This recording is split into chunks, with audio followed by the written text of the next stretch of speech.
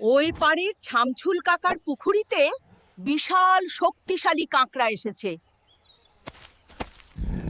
আমি ওখানে যেতে পারবো না, কারণ কেউ আমাকে ভালোবাসে না। ছামছুল চাচা বলেছে, তুমি কাঁকড়াটাকে মেরে ফেললে সে তার মেয়ের সাথে তোমার বিয়ে দেবে। ওটা কি আসছে? পালাও, সবাই পালাও। পুকুরের দিকে যাচ্ছে। নে, এটা ধর।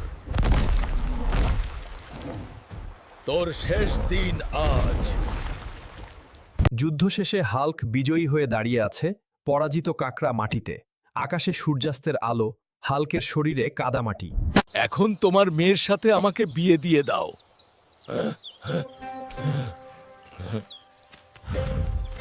এই কথাগুলো কি বলছো হাল্ক? তোমাকে আমার কোনো প্রয়োজন নেই, আর বিয়ের কথা ভুলে যাও। কাকা বললো সবাইকে লাইক সাবস্ক্রাইব করতে বলো। কাকা বলল সবাই লাইক সাবস্ক্রাইব করবেন।